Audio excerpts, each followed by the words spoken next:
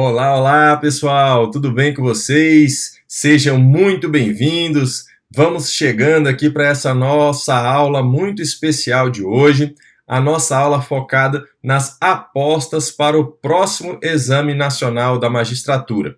É um prazer poder estar aqui com vocês nessa iniciativa do CP Iuris, muito produtiva e que tenho certeza que é o primeiro passo para te levar à aprovação no próximo ENAM. Eu sou o professor Daniel Mesquita, sou professor aqui do CP Iuris de Direito Administrativo, sou defensor público do Distrito Federal e tive a oportunidade de, antes disso, de ser procurador do Estado do Paraná, onde atuando perante os tribunais superiores por aproximadamente 6 anos. Fui ainda analista no Ministério Público da União e também técnico naquela mesma instituição. Então, já tenho aí uma bagagem na história dos concursos públicos, de aprovações e também lecionando nessa área. Além de ser professor aqui do CP Iuris, também do curso do ENAM, que nós temos aí já há algum tempo agora, né? Nesses primeiros exames nacionais, tivemos muito sucesso, graças a Deus.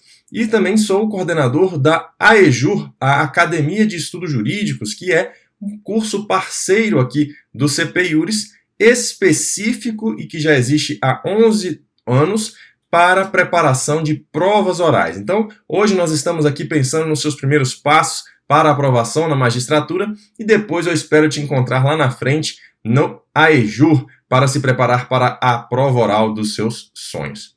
Hoje o nosso objetivo aqui então, pessoal, é conversar um pouquinho sobre essa prova do ENAM, trazendo aqui algumas temáticas que penso que são boas apostas que podem aparecer no próximo Exame Nacional da Magistratura. Beleza? Vamos lá então? Antes disso, pessoal, eu separei aqui para vocês, pegando as provas anteriores, uma pequena análise bem objetiva, bem rápida, dos assuntos que caíram nos antigos Exames Nacionais da Magistratura, né, nos exames anteriores.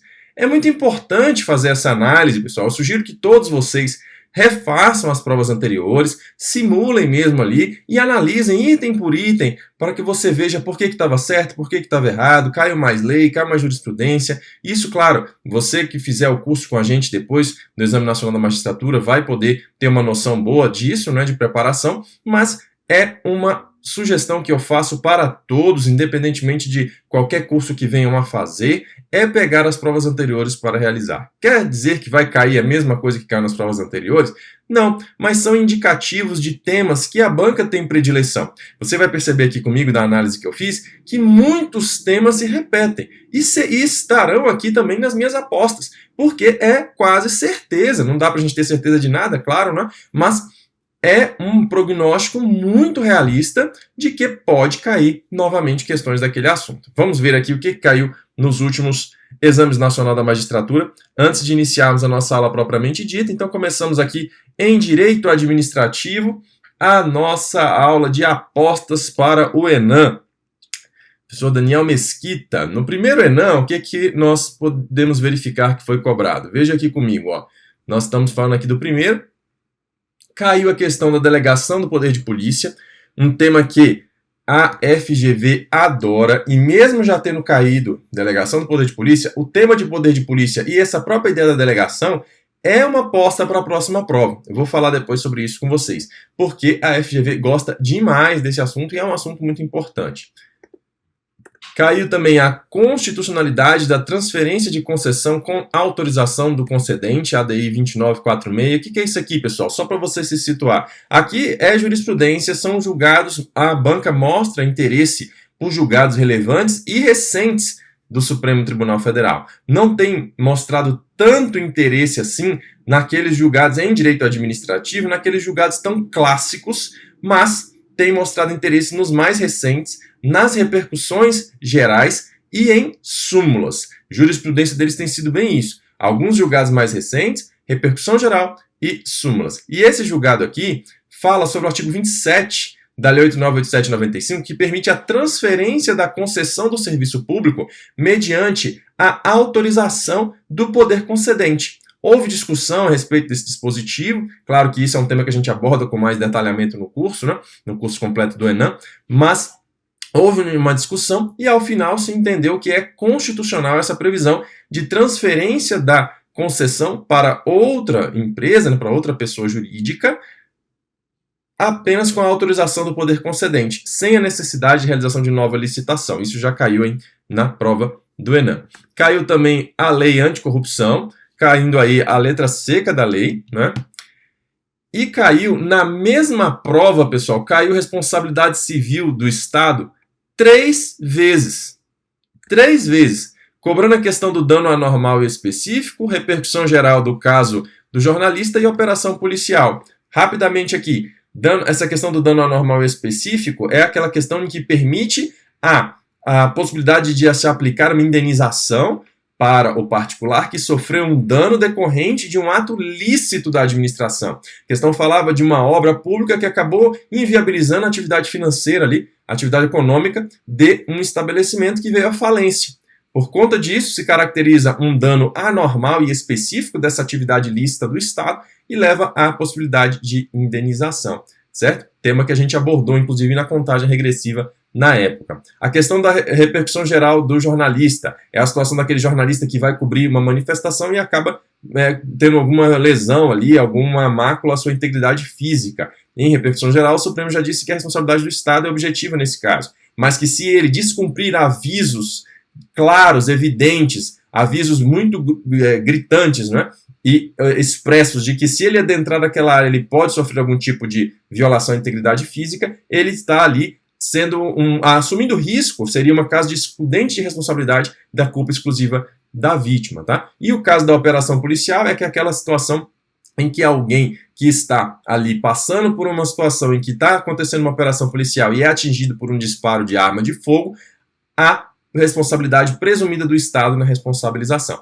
Esse é outro tema que eu aposto em uma repetição em próximas provas, porque quando caiu aqui, era só um entendimento do Supremo Tribunal Federal, do STJ. Agora nós temos repercussão geral e falaremos hoje ainda sobre isso. Mas veja só, responsabilidade civil do Estado, pessoal, vai cair, pessoal, vai cair. É muito pouco provável que não vá cair responsabilidade civil do Estado na sua próxima prova. Então, se você não estudou esse assunto, tem que estudar, tá bom? Vou fazer alguns apontamentos hoje ainda sobre ele, né? Aí nós temos também o decreto 20.910/32, que fala de prescrição, questão do controle judicial de políticas públicas. Improbidade é outro que cai toda hora está caindo improbidade. Vou falar sobre improbidade com vocês hoje. Processo administrativo disciplinar também caiu, e licitações, hipóteses de contratação direta, foi o que foi cobrado aqui no Enem na primeira prova. No primeiro Enem nós tivemos uma reaplicação, né, da prova, teve que ter uma segunda prova por conta de algumas falhas, e foi reaplicada em alguns locais. E aí caiu, primeiramente, organização administrativa, cobrando a literalidade da Lei 13.303 na parte de empresas estatais. A questão do exercício do controle de constitucionalidade pelo Tribunal de Contas, que é um entendimento simulado do Supremo Tribunal Federal. Súmula vinculante número 13, a questão da vedação ao nepotismo, caiu. Agências reguladoras, e nós vamos ver que isso aqui está sendo uma tendência da prova do Enem. Você pode perceber, olha só, eu vou te mostrar isso, eu falei para você como é importante ver a prova anterior. Caiu a agência reguladora nessa reaplicação e caiu de novo no Enem 2, certo? No Enem 2, no último agora que nós tivemos. E a letra seca da lei, tá bom? Então já era um indicativo, você ia pensar assim, poxa, eu não estudei agência reguladora, eu vou estudar porque caiu aqui, então eu vou estudar. E aí você teria mais chance de acerto. Essa é a lógica de analisar as provas anteriores. De novo, responsabilidade civil do Estado. Caiu também prescrição de ação de ressarcimento ao erário e o decreto 20.910. Veja que já caiu novamente o decreto 20.910. Licitação internacional. Improbidade, mais uma vez, ó, responsabilidade civil do Estado e improbidade, pessoal, são temas que eu não deixaria de estudar de jeito nenhum. Porque vai cair, alguma coisa vai cair. A chance de realmente não aparecer na sua prova é mínima. Tanto pela importância mesmo desses temas, quanto pela análise da FGV e do Enem especificamente, tá? Caiu também a questão da acumulação de cargos públicos e incompatibilidade de horários e o poder de polícia. Mas aí aqui já foi falando sobre as características do poder de polícia e não sobre a questão da delegação do poder de polícia. Mas é outro tema, você vê que a FGV adora o poder de polícia. E aí no último Enem, o que caiu? Caiu sobre as agências reguladoras, que eu mencionei para vocês, justamente cobrando a lei seca. Quando eu falo assim, a gente fala às vezes, né? Ah, não, caiu lei seca. como se fosse uma coisa fácil, né? É complicado realmente saber todos os artigos, memorizar isso, né? É muita coisa. Então a gente precisa ter essas análises para poder saber qual a lei que você vai ter que ler especificamente, né? Então você já vai partindo ali de um recorte no seu estudo, que é algo muito importante de se fazer. Caiu também aí sobre o regime constitucional dos agentes públicos. Parte de agentes públicos considera uma aposta boa para a próxima prova. Caiu aqui também uma questão bem conceitual / jurisprudencial de órgãos públicos, pessoal. Isso aqui é um indicativo interessante. Nós percebemos que o Enem ainda é uma novidade, ainda, né? E nós percebemos uma tentativa da banca de ir se encaixando naquela ideia de buscar candidatos vocacionados. Então, eu percebo um indicativo nessa última prova de algumas perguntas um pouquinho mais conceituais, um pouquinho mais técnicas, não só letra seca de lei e jurisprudência, tá? Claro, tem sido uma pegada forte a letra seca de lei, tem uma pitada muito boa de jurisprudência, mas é um indicativo de entrada de alguns outros temas um pouco mais conceituais, pelo menos aqui na prova de direito administrativo. Caiu também sobre princípios, há até uma polêmica aí, falou sobre legalidade e proporcionalidade na prova, até comentei quando fiz um vídeo de correção aqui da última prova do Enem. Processo administrativo disciplinar e a utilização da prova emprestada. Outro tema muito caro para a FGV, para o Enem, é a questão da prova do PAD, do processo administrativo disciplinar. Tem caído bastante, vou falar com vocês aqui algumas apostas sobre isso também, tá bom? Caiu também sobre a LGPD, caiu LINDB, vale a pena a leitura da LINDB também, acho que é uma boa aposta. Mais uma vez, improbidade, Caiu a Lei 9784 de 99, falando sobre a decisão coordenada, aqui que é um dispositivo que foi acrescentado posteriormente na lei, caiu exatamente a letra seca da lei, e caiu também licitações falando sobre o diálogo competitivo, que é também uma temática que eu vinha trabalhando nas aulas, também importante, porque é uma novidade trazida pela lei de licitações. Certo, pessoal? Fazendo essa primeira parte da nossa aula, esse pequeno panorama do que caiu, nós podemos identificar alguns temas de predileção da banca, como eu disse para vocês. Não deixem de simular as provas anteriores e a partir de agora a gente entra nas minhas apostas para a próxima prova de Direito Administrativo do Enem. E o primeiro tema que nós vamos trabalhar é justamente a improbidade administrativa. Você que já está estudando certamente sabe que a Lei 8429 de 92, a Lei de Improbidade Administrativa, passou por uma alteração muito significativa no ano de 2021 com a Lei 14.230. Houve praticamente uma alteração por completo da lei. Não é uma nova lei de improbidade, não é uma lei nova como é na licitação, né, que nós temos a Lei 14.133, é a Lei 8429 com a redação da Lei 14.230, mas é praticamente uma lei nova. Um ponto crucial que foi muito martelado quando dessa alteração é que não existe mais a prática culposa de improbidade administrativa.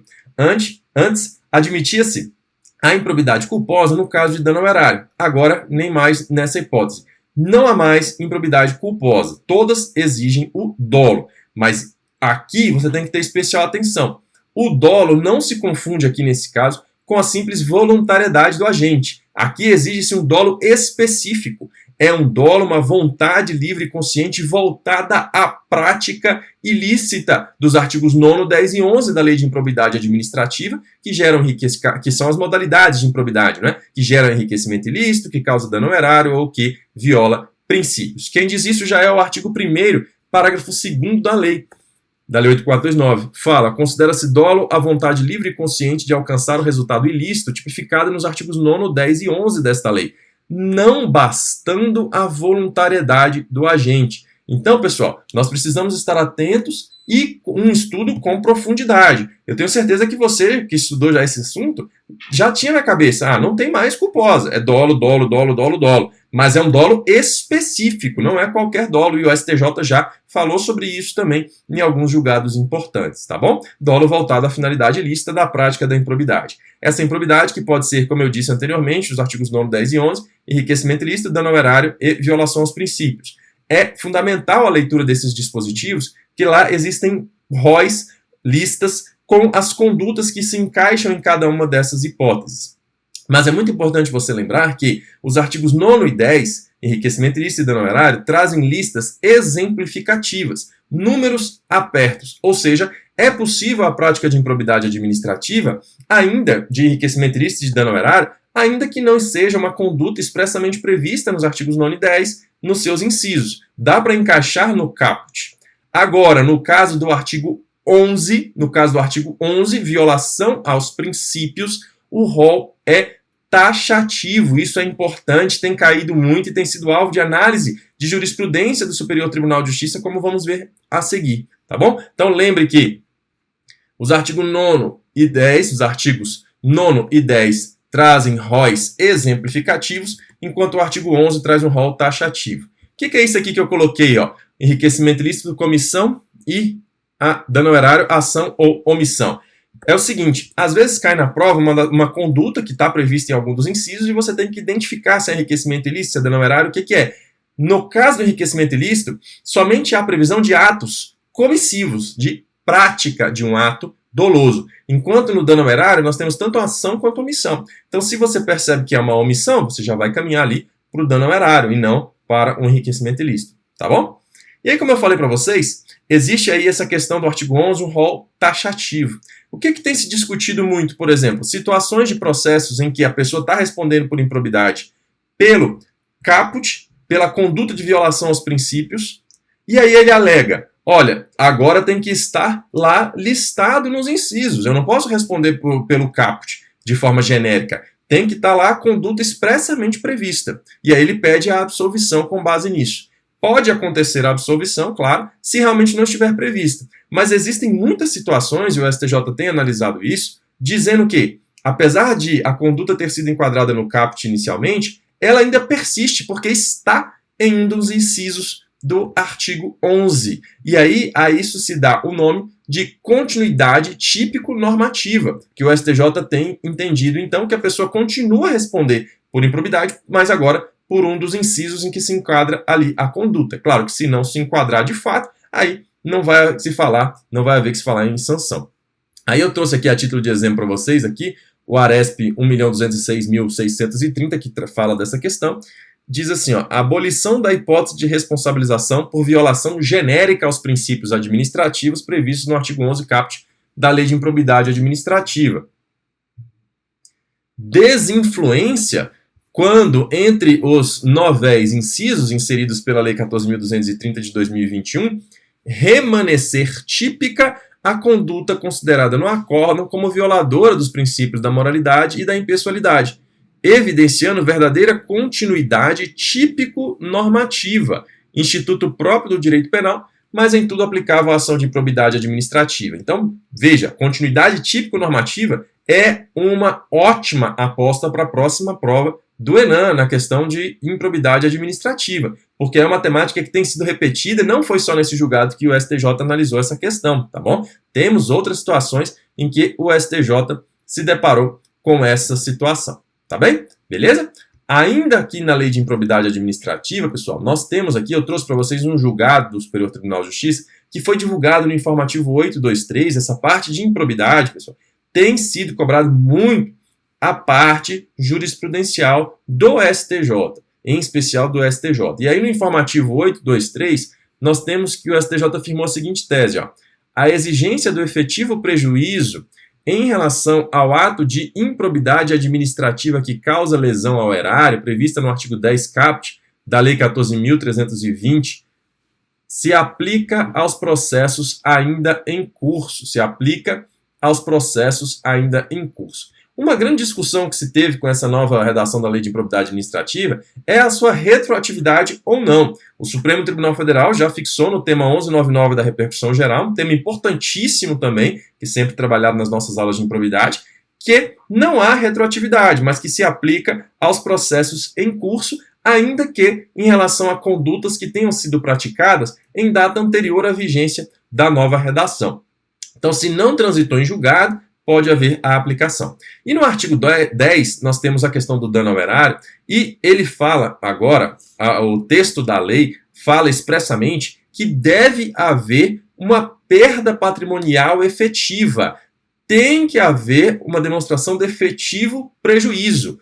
No entendimento anterior, a jurisprudência do STJ trazia algumas situações em que existia o entendimento de que havia um dano in re ipsa, ou seja, um dano presumido. Não precisava uma prova de dano concreto. Mas o artigo 10, na redação atual, exige esse dano em concreto, a efetivo demonstração do prejuízo. E aí, o que o STJ está dizendo aqui? Que essa exigência, essa nova exigência, se aplica aos processos em curso, não somente para aqueles que se iniciaram após a redação nova, entendeu? Isso é muito interessante, muito importante aqui, ó.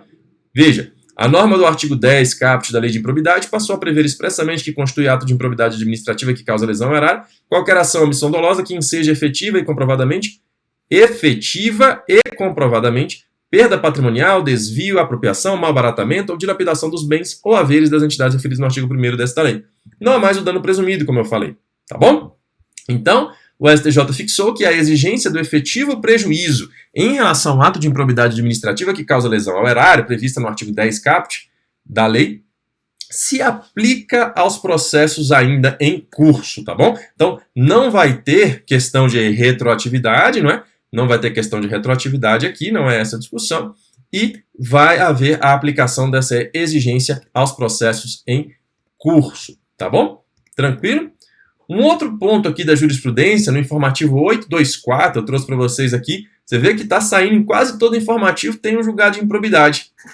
Informativo 823 foi esse que eu trouxe para vocês. E aí no 824, nós temos o seguinte, ó.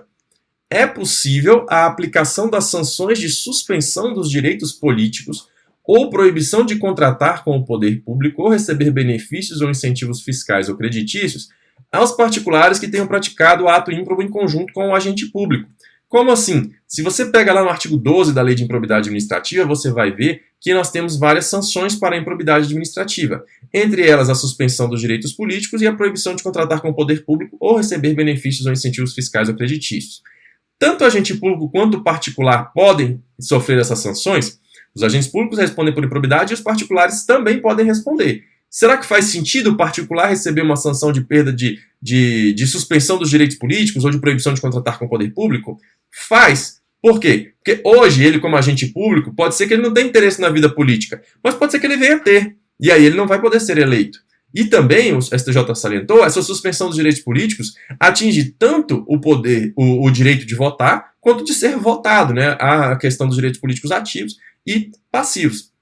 Hoje ele é um agente público, não pode eventualmente fazer ali uma contratação, ser contratado pelo poder público como uma empresa, eventualmente no futuro ele pode ser. Então, essas sanções não são absolutamente inócuas. No primeiro momento elas podem até parecer, não vão surtir determinado efeito, mas há sim compatibilidade na aplicação delas em relação ao particular. Tá bom, pessoal? Então, tanto a sanção de suspensão de direitos políticos quanto de proibição de contratar com o poder público ou receber benefícios ou incentivos fiscais ou creditícios podem ser aplicadas aos particulares também que tenham praticado o ato ímprobo em conjunto com o agente público. Beleza? Tranquilo, pessoal? Muito importante esse julgado também, é uma boa aposta para a nossa próxima prova do ENAM.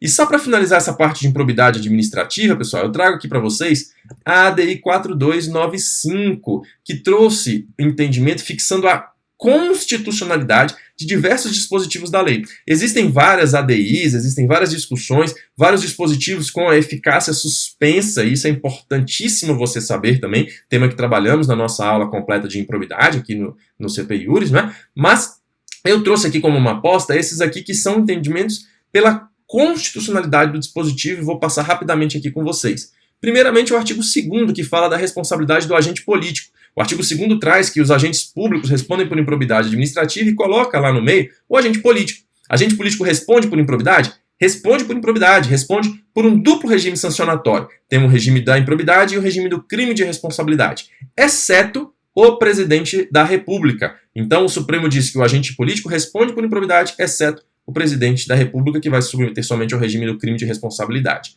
Um outro ponto que foi julgado constitucional é o artigo 12, que traz justamente as sanções, e o que ele faz? Ele estende a punição do agente para a pessoa jurídica da qual ele seja sócio majoritário. Então, o sócio majoritário recebeu a sanção.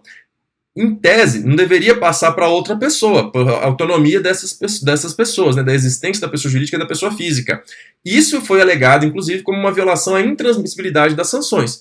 Mas o Supremo disse que essa previsão é constitucional e o ministro Gilmar Mendes salientou que a regra é razoável e necessária para evitar que o agente fraude a sanção imposta, obtendo benefícios fiscais ou celebrando contratos públicos por meio de pessoa jurídica. A ideia aí é de vedar fraudes.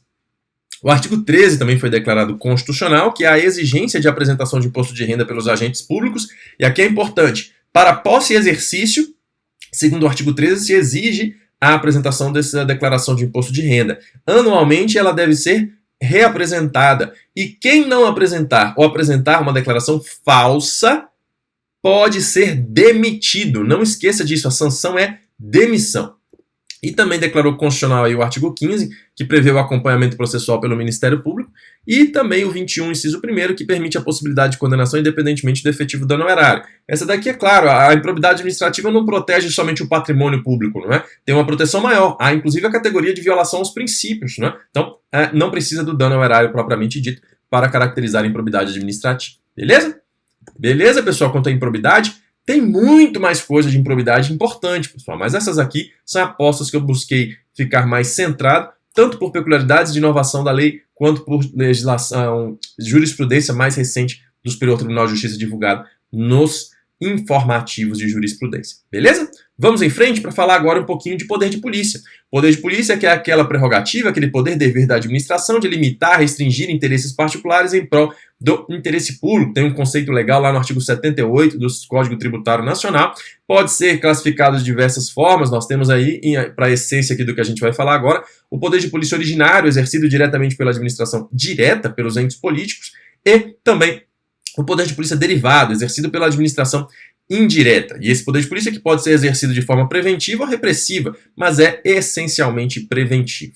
Dentro desse contexto, especialmente do poder de polícia derivado, se pergunta se é possível a delegação do poder de polícia para pessoas jurídicas de direito privado integrantes da administração indireta. Leia-se aqui, empresas estatais. É possível as empresas estatais receberem delegação do poder de polícia? De forma ampla, de forma total, você pode responder com segurança e tranquilidade que não pode transferir o poder de polícia como um todo. Entretanto, o que tem sido adotado pela jurisprudência do STJ e também do Supremo Tribunal Federal é a divisão em ciclos de atuação desse poder de polícia. Quais são esses ciclos de atuação? Primeiramente, de ordem, que é a ideia de legislação, esse poder preventivo, nessa atuação preventiva do poder de polícia.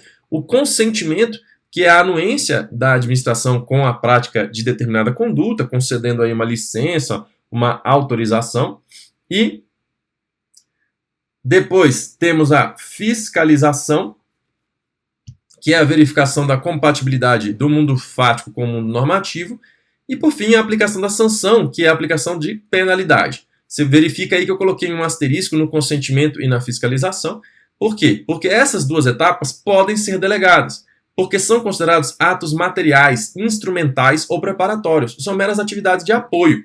Veja, a grande polêmica aqui que isso traz é por que não poderia delegar? Por que isso é um problema? Porque o poder de polícia é um poder de império, é um poder de coerção estatal, e isso não poderia ficar na mão de particulares, de pessoa jurídica de direito privado.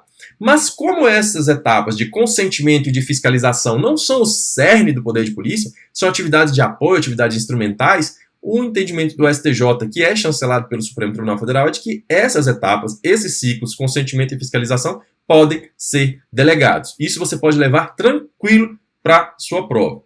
E aí, pessoal, o Supremo Tribunal Federal foi além e, em sede de repercussão geral, fixou o tema 532. Tema 532 da repercussão geral julgou um caso envolvendo a empresa estatal BH Trans, lá no município de Belo Horizonte, que aplicava, além de realizar a fiscalização de trânsito, aplicava sanções, aplicava multa, que em tese não poderia, conforme aqui eu acabei de dizer, a sanção não poderia ser delegada. O que o Supremo Tribunal Federal disse quando analisou esse caso? Ele reafirmou o entendimento do STJ, falou que é isso mesmo, concordo, consentimento e fiscalização podem, ao primeiro ciclo, ordem e legislação de jeito nenhum, mas o Supremo foi além e disse que a sanção, o ciclo de sanção, poderá também ser delegado se observados alguns tópicos, observados alguns requisitos. E isso cai demais na prova da FGV. Já caiu em prova do ENAM, já caiu em prova da magistratura de primeira fase, antes do ENAM. Então, assim, é um tema que se repete. O tema de poder de polícia se repete e esse, em especial, é um tema muito caro para a sua banca. O que foi que o Supremo fixou aqui? É constitucional,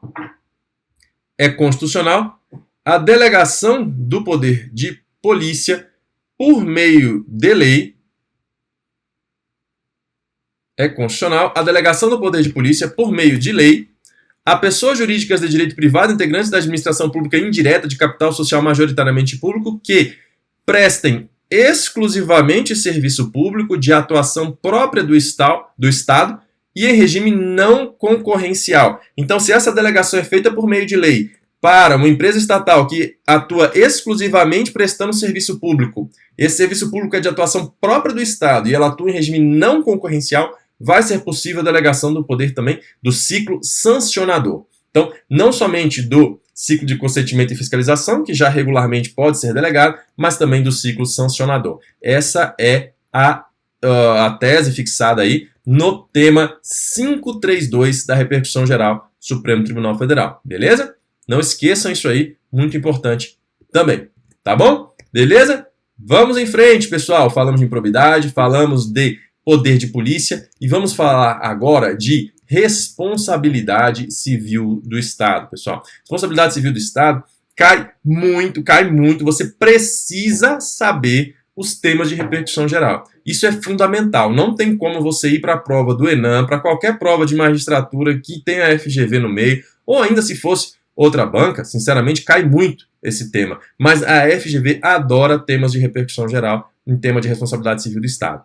Mas como eu falei para vocês também, a FGV tem uma cobrança que está demonstrando alguns pontos um pouco mais conceituais, ali envolvendo algumas temáticas. Então é importante você adentrar a alguma análise mais embasada aqui de substrato teórico da parte de responsabilidade civil do Estado, que a gente trabalha também nas nossas aulas de responsabilidade civil do Estado aqui no curso. Mas eu vou trazer para vocês aqui como aposta, pegando essa parte mais teórica, o histórico de evolução da responsabilidade civil do Estado. Então, vamos aqui rapidamente falar sobre isso, pessoal. O histórico de evolução da responsabilidade civil do Estado. Primeiramente, nós começamos num ponto de irresponsabilidade estatal, a chamada teoria hegeliana. O que é isso aqui? Aqui nós precisamos nos situar no tempo. Nós estamos falando de um Estado absolutista, em que nós temos aquela figura do rei identificada quase que como uma figura divina.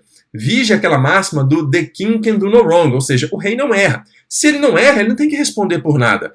Nesse sentido que se fala em irresponsabilidade estatal. Sendo aqui bem sintético, bem direto, para a gente poder aproveitar o momento, tá, pessoal?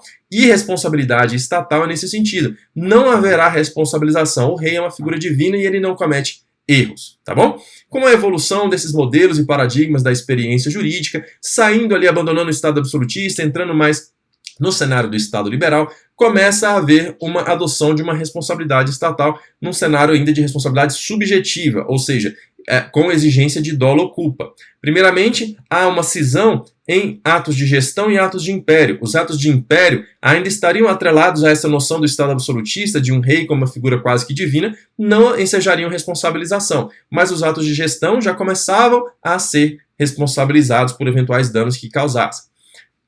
Depois, com o avançar das ideias, essa ideia de cisão se abandona e o Estado começa a responder de maneira subjetiva pelos atos praticados, tanto nos atos de gestão quanto nos atos de império. Aqui nós temos a necessidade de analisar, então, a conduta, o dano, o nexo causal e o dolo ou a culpa. Mas ainda, pessoal, aqui é um início de responsabilização em que se aplica a lógica civil. Então, nós temos uma aplicação das teorias civilistas da responsabilidade civil do Estado aqui. Teorias civilistas para a responsabilidade civil do Estado. E aí depois vem o grande pulo do gato aqui, que é um dos pontos mais cobrados em prova de concurso nessa temática, que é o início das teorias publicistas, ou seja, a necessidade de uma teoria própria de direito público, voltada ali à responsabilidade do Estado, e não pegando emprestado a teoria civilista. O grande marco histórico que é apontado pelos livros do surgimento das teorias publicistas vem lá do direito francês, do chamado caso Blanco. O que é o caso Blanco? O caso Blanco aconteceu com uma menininha chamada Agnes Blanco, de apenas 5 anos de idade, que foi atropelada por um vagonete de trem de uma empresa estatal francesa. Naquele contexto, começou-se a buscar a necessidade de responsabilização específica para a atuação estatal. E adotou-se como critério a chamada faute de service, que é do direito francês, não é? Faute de service, que foi trazida como falta do serviço. Então, essa ideia de responsabilização pela teoria publicista é pautada pela falta do serviço, que vai também trazer a noção de culpa administrativa ou culpa anônima. Então não se fala mais naquela culpa, negligência, imprudência e imperícia, mas em culpa administrativa ou anônima, que é caracterizada pela falta do serviço, quando o serviço não foi prestado, portanto, quando ele foi mal prestado, ou quando ele foi prestado a destempo. Quando ele não foi prestado, foi mal prestado ou prestado a destempo. Isso vai caracterizar a culpa administrativa ou anônima, que ensejará a responsabilização pelas teorias publicistas, tá bom? Então lembre-se bem, direito francês, caso Agnes Blanco, culpa administrativa ou anônima, teoria da falta do serviço. Essas expressões são elementares para entender esse momento, tá bom? Com o avançar ainda, e aqui a gente indo bem de forma bem objetiva, nós chegamos na responsabilidade objetiva do Estado, que é adotada no Brasil, inclusive, desde a Constituição Federal de 1946. Agora, não há mais, em regra, a necessidade de demonstração de dolo ou culpa. Precisa apenas da demonstração de conduta, do dano e do nexo causal entre elas. Responsabilidade objetiva, prevista no Brasil desde a Constituição Federal de 1946 e adotada hoje no artigo 37, parágrafo 6º da Constituição Federal de 88, tanto para pessoas jurídicas de direito público, quanto para pessoas jurídicas de direito privado prestadoras de serviço público. E aí aqui você coloca as concessionárias e permissionárias de serviço público, por exemplo, que vão responder também objetivamente pelos danos causados. Essa teoria ainda é importante lembrar que é adotada sob a égide do risco administrativo, em que são admitidos os excludentes de responsabilidade, ou seja, afasta-se a responsabilidade estatal se ficar provado que houve culpa exclusiva da vítima ou de terceiro e também caso fortuito ou força maior, tá bom? Ainda de maneira residual se aplica no Brasil o risco integral, em que não se admite excludentes de responsabilidade, Mesmo se for caso fortuito, força maior, culpa exclusiva da vítima, vai haver responsabilização. É aplicado no caso de danos nucleares, responsabilidade da União perante atos terroristas praticados em aeronaves brasileiras e nos danos ambientais. Beleza? Essa parte teórica aí de responsabilidade civil do Estado é uma boa aposta para sua prova. E nós podemos apontar alguns julgados também muito importantes na sua prova, especialmente do Supremo Tribunal Federal, pensando na questão da repercussão geral. Aqui os temas são polêmicos sempre, por quê? Que geralmente o que o Supremo analisa são casos envolvendo omissão estatal. A omissão estatal é sempre muito polêmica, mas em regra, o STJ já disse isso recentemente, é aplicada a responsabilidade subjetiva. O que acontece é que cada vez mais tem se reconhecido a responsabilidade objetiva em casos envolvendo omissão, baseado na ideia de omissão específica. A omissão genérica seria aquela omissão mais ampla do Estado, mas a omissão específica é aquela em que o Estado tem o dever certo, claro, preciso, determinado de agir e mesmo assim não atua.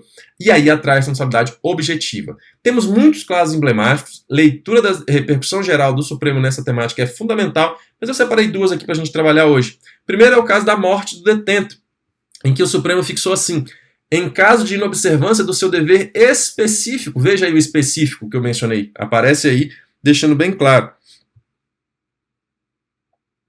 Dever específico de proteção, previsto no artigo 5º, inciso 49 da Constituição Federal, o Estado é responsável pela morte do detento. Aí aqui, o 5º 49 diz o quê? É assegurado aos presos o respeito à integridade física e moral. Percebe? Então, há uma violação, uma omissão específica que gera uma responsabilidade do Estado.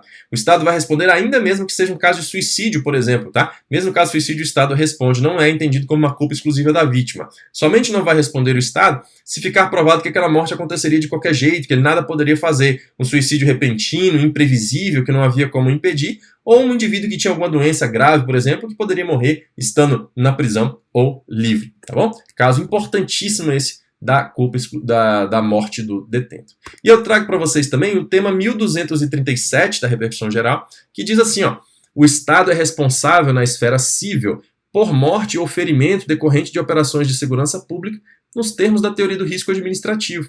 É ônus probatório do ente federativo demonstrar eventuais excludentes de responsabilidade civil. A perícia inconclusiva sobre a origem de disparo fatal durante operações policiais e militares não é suficiente por si só para afastar a responsabilidade civil do Estado por constituir elemento indiciário. Veja só, aqui é o caso da operação policial. Isso caiu em provas anteriores do Exame Nacional da Magistratura, mas só depois que veio esse tema de repercussão geral. É uma aposta muito boa para sua prova. O que é isso aqui? Está acontecendo ali uma operação policial, passa alguém e toma um tiro. O Estado responde objetivamente por esse dano. não há que se falar em exclusão de responsabilidade porque estava atuando, por exemplo, com base em uma excludente de ilicitude, de legítima defesa, por exemplo. O Estado responde mesmo que atuando em excludente de ilicitude, tá? Então, presume-se que a responsabilidade é estatal. Cabe ao Estado provar alguma situação excludente de responsabilidade aqui. E aí o julgado fala que uma perícia inconclusiva, por exemplo, por si só, não é suficiente para afastar a responsabilidade do Estado por constituir elemento indiciário. E até porque, qual que é a lógica? O Estado responde objetivamente pela lesão, pelo dano que seja causado a uma pessoa numa operação policial, certo? É ônus do Estado provar a excludente de responsabilidade, para afastar a sua responsabilidade. Se a perícia é inconclusiva, ela não provou, percebe? Então, não há que se falar em afastamento da responsabilização, tá bom? E para fechar aqui a parte de excludente de responsabilidade, eu trago um julgado do informativo 822 do STJ que fala das concessionárias de serviço público que eu mencionei para vocês. Veja, as concessionárias de rodovias respondem independentemente da existência de culpa, então respondem objetivamente pelos danos oriundos de acidentes causados pela presença de animais domésticos nas pistas de rolamento, aplicando-se as regras do Código de Defesa do Consumidor e da Lei das Concessões. Como eu disse para vocês, a concessionária permissionária de serviço público, como pessoa jurídica de direito privado, prestadora de serviço público, responde objetivamente pelos danos causados, assegurado o direito de regresso, claro. E esse direito de regresso, contra quem efetivamente causou o dano, aí com base em responsabilidade subjetiva. Então, o STJ já tem rotineiramente reconhecido a responsabilidade dessas concessionárias, nesse caso aqui, por exemplo, que é a situação dos acidentes causados pela presença de animais na rodovia, também por atropelamento de pedestres na rodovia, a presença de corpos estranhos na rodovia que causam um acidente automobilístico, tudo isso o STJ já tem reconhecido como responsabilidade objetiva da concessionária de serviço público com base no 37, parágrafo 6º, tá bom? Importante aí esse julgado também para a sua prova. Beleza? Tranquilo? Podemos sair então um pouquinho da responsabilidade civil do Estado para adentrar na temática de agentes públicos, temática que continuaremos aí até o fim do nosso encontro de hoje, tá bom? Então nós já falamos aí, fizemos a análise das provas anteriores, falamos de improbidade, falamos de poder de polícia, falamos de responsabilidade civil do Estado e agora eu trago algumas temáticas de agentes públicos, pessoal. Veja só como é que nós começamos aqui. Começamos com o tema 1015 da repercussão geral do Supremo Tribunal Federal. É um tema muito interessante. É inconstitucional a vedação à posse em cargo público de candidato aprovado que, embora tenha sido acometido por doença grave, não apresenta sintoma incapacitante e nem possui restrição relevante que impeça o exercício da função pretendida. O que era a situação aqui de fundo, pessoal? Uma mulher que tinha um câncer de origem ginecológica, mas já estava bem, foi impedida de tomar posse no cargo pela simples alegação de que ela poderia, eventualmente, quem sabe, talvez um dia, entretanto, tirar licenças de forma mais recorrente por conta dessa situação dela, ou até uma aposentadoria por invalidez seria mais provável. Essas simples possibilidades eventuais, como eu falei, quis enfatizar aqui com essas adjetivações de forma jocosa, não podem ser utilizadas como critério para impedir a posse no cargo público. O Supremo Tribunal Federal salientou a necessidade de observar as regras constitucionais que prevêem o direito ao amplo acesso aos cargos públicos, somente sendo possível fazer qualquer tipo de restrição se muito bem fundamentada, muito bem justificada. Aí já há uma violação nesse sentido, né, de violar o amplo acesso aos cargos públicos.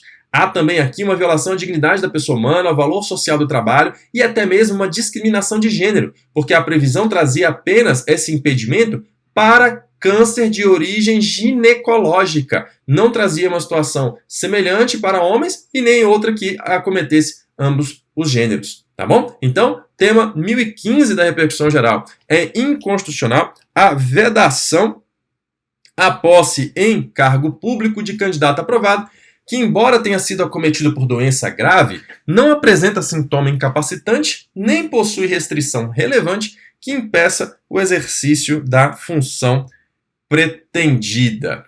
Beleza? Vamos em frente. Próximo tópico. Aqui, envolvendo aqui a questão da intervenção judicial nos concursos públicos. Pessoal, estou colocando aqui dentro do cenário de agentes públicos ainda. Isso aqui também é muito interessante. Veja só.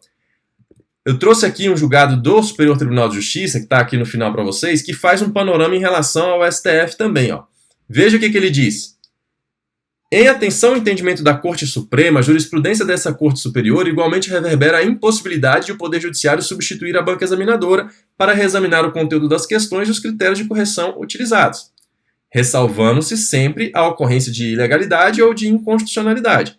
Então, de maneira geral, tanto o Supremo quanto o STJ, o Supremo tem esse entendimento em repercussão geral, não pode o controle judicial das regras do concurso público, salvo flagrantes ilegalidades. Normalmente, um exemplo disso é controle de uma questão cobrada que não estava prevista no edital, por exemplo. Mas dizer que uma questão está certa ou está errada, em regra, não pode acontecer, tá bom? Então aqui, item 4, entre as hipóteses de ilegalidade que autorizam a revisão judicial da atuação de banca examinadora de concurso público, destaca-se a inobservância das regras contidas no edital, as quais vinculam tanto os concorrentes no certame quanto a própria administração pública.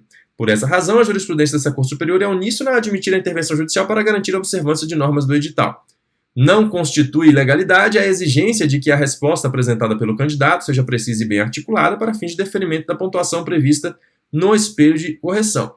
O critério uniformemente adotado pela banca examinadora, embora possa ser considerado exigente, não extrapola os limites da razoabilidade, especialmente quando considerada a natureza do cargo em disputa. Aí que vem um detalhe crucial aqui desse nosso julgado. Nós precisamos saber esse tema de repercussão geral, que o STF pensa dessa forma, que o STJ pensa dessa forma, mas aí aqui nós temos um ponto diferenciador que merece a nossa atenção e que é uma boa aposta para a sua prova.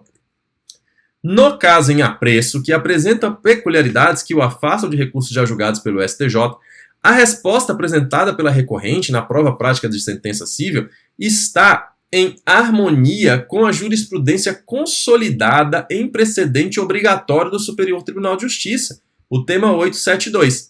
Desse modo, a recusa da banca em atribuir-lhe a pontuação relativa ao item nega a competência constitucional dessa Corte Superior para uniformizar a interpretação da lei federal, ofende as normas legais que estruturam o sistema de precedência no direito brasileiro e viola a norma editalícia que prevê expressamente a jurisprudência dos tribunais superiores no conteúdo programático da avaliação. O que o STJ está dizendo? Se a questão, a pessoa candidato respondeu em acordo com a jurisprudência obrigatória do Superior Tribunal de Justiça, ali que a que foi mencionada aqui era inclusive tema de recurso especial repetitivo, tema 872, a candidata respondeu de acordo com a jurisprudência do STJ no tema 872 e não deram ponto. Nesse caso, o Poder Judiciário vai poder intervir para dizer que a banca examinadora deve dar os pontos necessários quando o candidato responde em conformidade com a jurisprudência do Superior Tribunal de Justiça. Beleza, pessoal? Tranquilo? Muito interessante esse julgado, uma boa aposta, e ele vem numa toada aqui que eu vou trazer para vocês agora de alguns outros aspectos envolvendo concurso público que também chamam muita atenção. Próximo é esse aqui, ó, que saiu lá no informativo 822 do STJ. É em ação ordinária na qual se objetiva a anulação de questão de prova e reclassificação de candidato, quando eventual inclusão deste implicar a necessária exclusão de terceiros, é necessário o chamamento dos demais candidatos afetados para integrarem a lide. Veja só, o que é a controvérsia aqui? Trata-se de controvérsia acerca de revisão de nota de prova discursiva aplicada em concurso público para o ingresso na carreira de procurador do Estado, em que a parte objetivava a atribuição de nota a si, bem como, em decorrência disso, seu reposicionamento na lista de classificados, a fim de habilitar a nomeação e a posse, com o refazimento de toda a classificação. Veja só, então, ele está entrando com uma ação judicial, porque ele quer ganhar mais pontos, e aí, com isso, ele sairia ali do 10º colocado para 8º, por exemplo. O que o STJ está dizendo? As pessoas que serão afetadas com essa alteração da classificação, que pode, inclusive, gerar... Imagine que são só 10 vagas. 10 vagas. Ele está em 11º. O que ele está pedindo vai subir para 10º. E aí o 10º cai para 11º. Percebe a gravidade disso? Que aí o 11º vai ficar fora do número de vagas. Já não tem mais direito subjetivo à nomeação. Entendeu? Então o que o STJ está dizendo? Que se for nesse tipo de situação que implicar a reclassificação, deve colocar no polo passivo da ação aqueles que serão afetados com essa reclassificação. Isso aqui é uma revisitação de jurisprudência clássica do Superior Tribunal de Justiça, pessoal. Importantíssimo, porque o STJ sempre disse que não precisava colocar ninguém quando entra assim com essa questão de concurso, mas agora está falando dessa maneira. Então, esse julgado aqui é muito interessante também de aparecer em prova. Vamos ler novamente? Em ação ordinária na qual se objetiva a anulação de questão de prova e reclassificação de candidato, quando eventual inclusão deste implicar na necessária exclusão de terceiros, é necessário o chamamento dos demais candidatos afetados para integrarem a lide. Importantíssimo isso daí, pessoal. Julgado recente aí de agosto de 2024, que pode aparecer na sua prova, uma ótima aposta para a tua prova. Legal? Outro julgado importante, pessoal, estamos caminhando aí para o encerramento da nossa aula, me deem só mais uns minutinhos aí para eu encerrar aqui que eu separei para vocês. Vou passar rapidamente aqui por eles. A convocação fracionada de aprovados em concurso público para provimento das vagas previstas no edital não pode implicar em restrição artificial da preferência na escolha da lotação segundo a ordem de classificação. Vamos entender isso aqui. O que aconteceu? Chamaram 3 candidatos aprovados no concurso público e disseram lá, ó, chamei hoje, certo? Chamei hoje. Aí, o que acontece? Essas 3 pessoas vão ter que escolher lá, entre as lotações possíveis, seguindo a ordem de classificação, a melhor lotação que eles escolhem, certo? 3 lotações possíveis lá, ok? Beleza. Daqui a 20 dias, chama mais 3. Só que nesse momento em que chamaram esses outros 3, ofereceram lotações que são consideradas melhores do que aquelas primeiras. Ou seja, acabou tendo ali um desrespeito à ordem de classificação. 20 dias depois, já dava para saber que aquelas lotações iam ser abertas. E aí acabou chamando os outros 3, né? Primeiro, segundo e terceiro escolheram. 20 dias depois, o quarto, quinto e sexto pegaram lotações melhores do que os 3 primeiros. Pode fazer isso?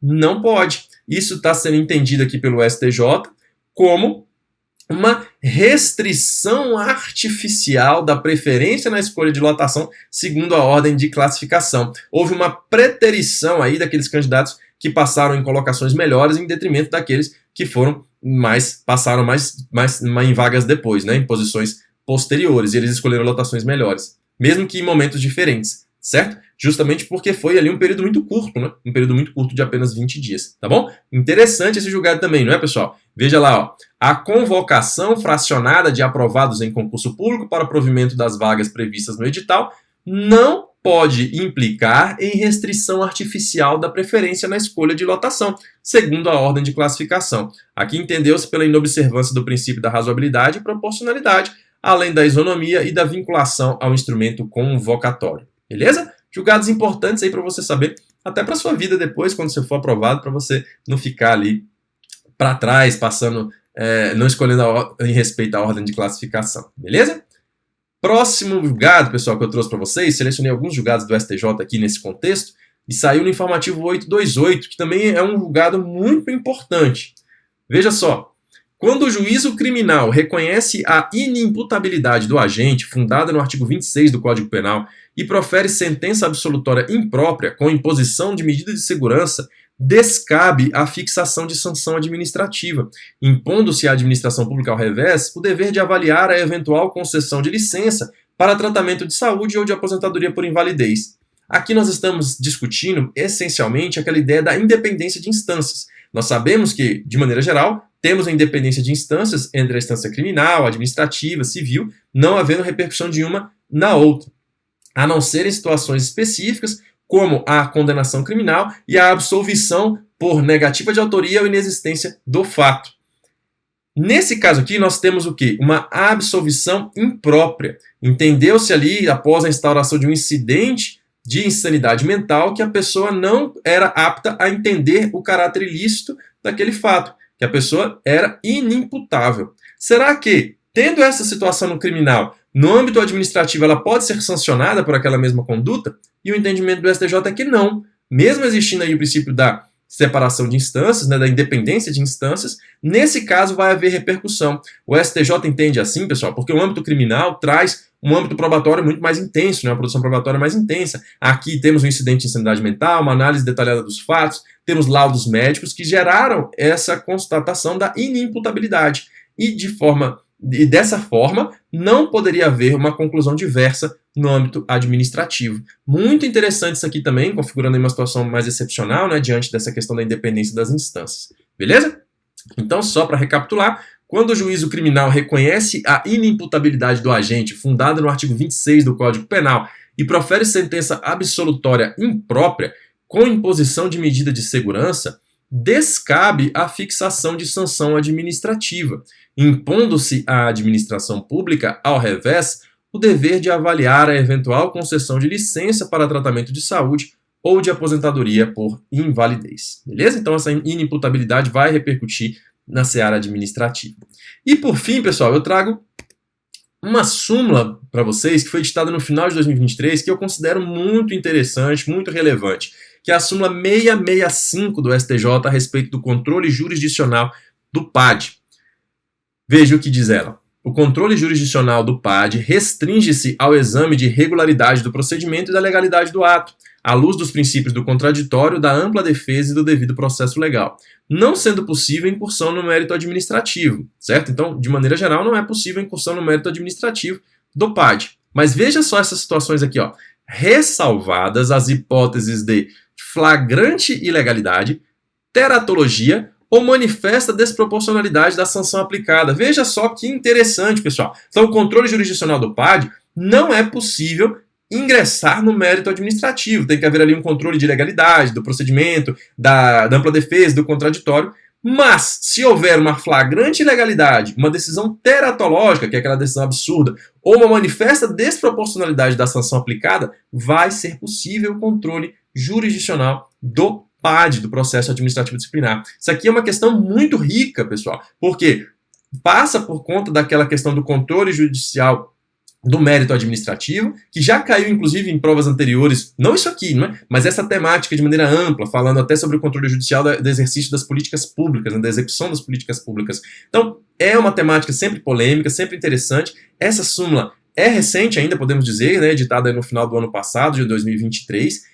e pode ser uma excelente aposta para sua prova também. Não esqueça essa parte final. No caso de flagrante ilegalidade, teratologia ou manifesta desproporcionalidade da sanção aplicada, vai ser possível o controle do mérito administrativo e a incursão no mérito administrativo. Beleza? Em regra não é possível, mas nesses casos será. Tranquilo? Beleza, pessoal? Com isso, então, encerramos o nosso encontro de hoje, pessoal. As nossas apostas para a próxima prova do Exame Nacional da Magistratura. Eu deixo aqui para vocês o meu Instagram e o meu convite para que vocês me sigam por lá, para que vocês interajam comigo. Será um prazer poder conversar com vocês, conhecê-los e poder ajudar da melhor forma possível lá no @prof_mesquita. E deixo o meu e-mail também, o danielmesquita@aejur.com. A Aejur que eu mencionei para vocês, preparação específica para provas orais. Espero que possa te encontrar lá no caminhar dessa jornada, lá na preparação da prova oral e na sua posse. Tá certo, pessoal? Então, eu deixo aqui mais uma vez meu muito obrigado. Foi um prazer estar com vocês nessa aula de hoje. Espero que possa estar junto com você na continuidade dos seus estudos para o Exame Nacional da Magistratura aqui no CPIUS. Fique à vontade, mais uma vez, repito, para entrar em contato comigo lá no Instagram, no @prof_mesquita. Será um prazer poder contribuir com os seus estudos. Tá bem? Muito obrigado mais uma vez pela atenção, pessoal. Excelentes estudos e até a próxima oportunidade. Um abraço.